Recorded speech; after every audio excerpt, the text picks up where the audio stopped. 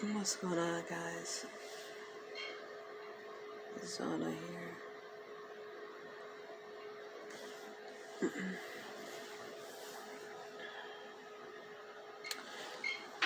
So I just wanted to come on and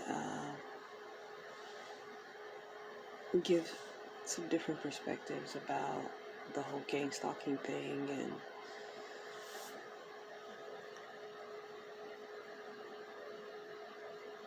I know personally I used to, have a very adverse attitude about the fact that people talk about the symptoms of the problem so much, and they're not really willing to try to do anything proactive,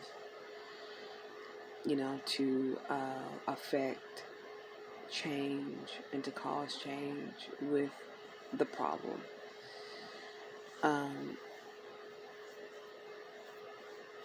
But I feel like with me and the fact that I'm getting a new audience, and that's essentially what I'm seeking, is a new audience. I want to kind of stress that for me, I understood that my targeting and me being a gang-stalked individual was something that started at birth. And I think it's important for people to, who are not familiar with this phenomenon, to know that for the most part, this really isn't something that happens because you're a whistleblower or, you've done something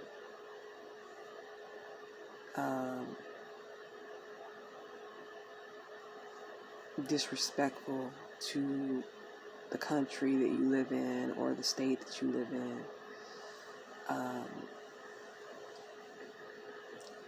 This is really, on a sincere level, something that happens before you even come into this existence. And I think it's important for people to realize that, the setup that we live in has always been to monitor and to surveil and to keep tabs on certain people. From the Census Bureau to your Social Security number to your birth certificate.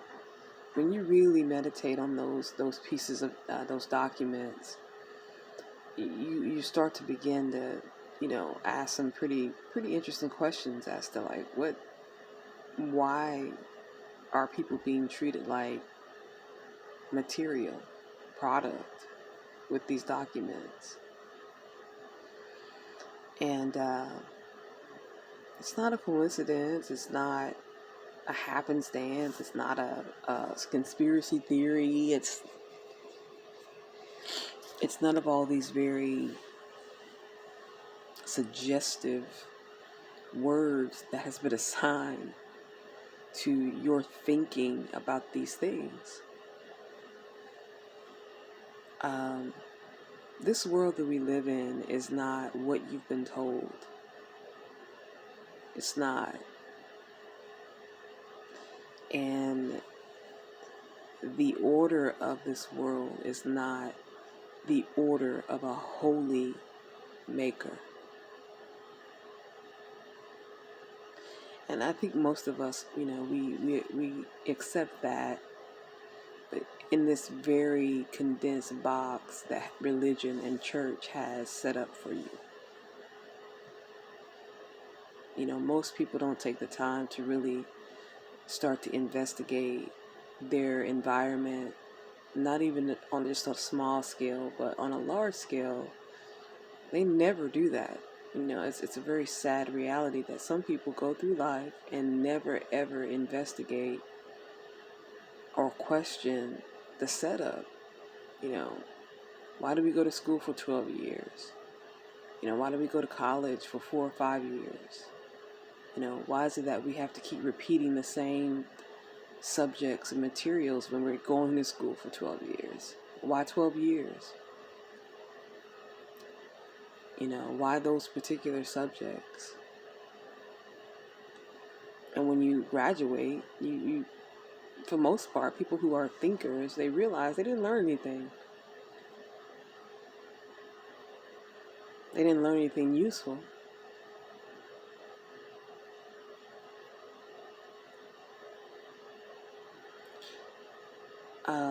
So I feel like when or if you ever think about those things, and start questioning those things, you kind of slowly come into an understanding that you've always been gang stalked. And like for me, and like I said, I didn't have a word to describe what I was going through and what I was experiencing, but I've always been gang stalked.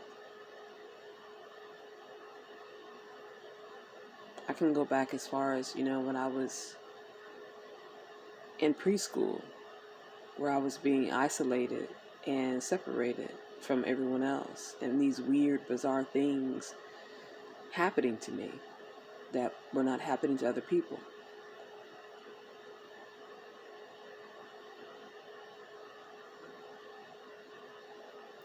So I want to kind of try to formulate in the minds of those who aren't familiar with what's happening to people who call themselves targets, but also what's happening to people who don't realize they're targets because they just haven't become alert.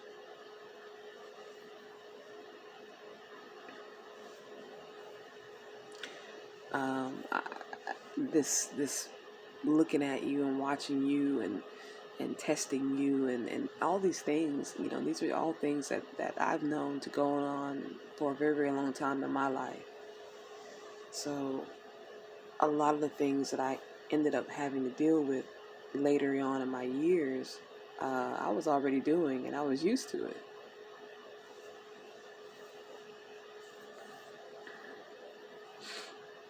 But when you start kind of sitting back, when this first starts becoming really, really overt and aggressive, you start trying to figure out, what did I do? What happened? What kind of things did I, get involved in that caused me to begin going through this nightmare. And again, like I said, I recall making a decision, a concrete decision, that I was going to take myself out of the world. I was already living that way for the most part, but I made a final decision that I was not going to participate in the traditions of this world. From sex to marriage to entertainment to the daily pleasures of life. I'd already made that decision in my mind because I learned and experienced pretty early on in my life that it didn't feed my soul. It left me very empty, and it just wasn't a real desire. And I went through most of my life recognizing that I didn't have any real passions or any real desire, anything that really set my soul on fire. And I started to kind of pay more attention to myself and realize that there wasn't very many things in life that excited me, really made me excited. I love music. I'm very passionate about music, good, good singing, natural gifts that are given to you by a holy, righteous maker. Those are things that I'm interested in. But I realized that there wasn't anything really that excited me.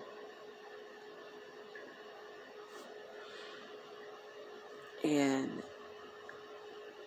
when I started to engage in reading the Bible, and even when I was in, false religion, and I was dealing with an indoctrination issue with that false religion, that was really what fed my soul and my spirit and was satisfying and satiating for me. And so it was like, wow, it just clicked. I was like, this really feeds me. It really, it satisfies me and settles me. Um, as Solomon said, it was well with my soul. It was well with my soul. And so when I recognized that and I said, you know what, there's nothing really comparable.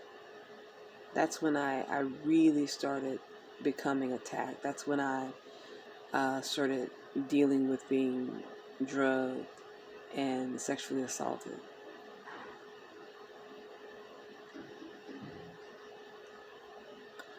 And I also recognized that it was when I started having all of these really, really aggressive, forceful thoughts about, Jesus and all of these things associated with Christianity. And it started to put things into perspective to me about part of the program when you're being gangstalked. Part of that program is to induce and encourage certain uh, archetypes for you to latch on to that are a part of the world and a part of the existence that we live in. I learned pretty early that anything that the world is giving you freely is probably not good for you. Now, if they're trying to hide and conceal it, that's the stuff you need to be trying to seek out. But if they're giving it to you left and right in every capacity, and making it available to you and just, putting it on a platter, that's the things I believe you should be running from. Because what I've learned through my being gang stalked is that this world can't be trusted. It cannot be trusted because it's not for me. The world has not treated me with love, kind, or respect, nor has it treated me with honesty. It has actually been the opposite that it's treated me. So I know from that it can't be trusted.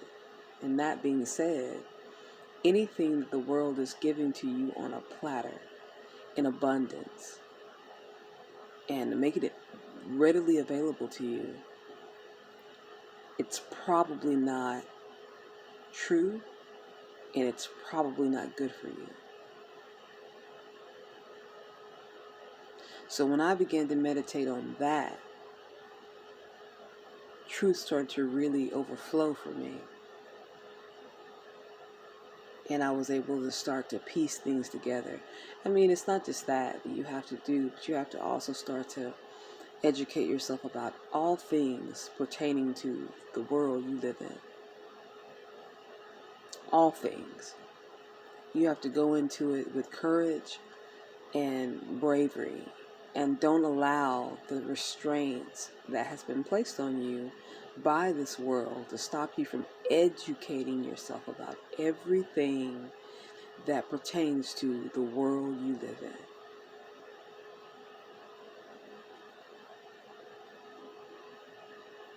Because ultimately it's the key. As I said before, the key to what you're seeking, if you are a spiritual person, is truth.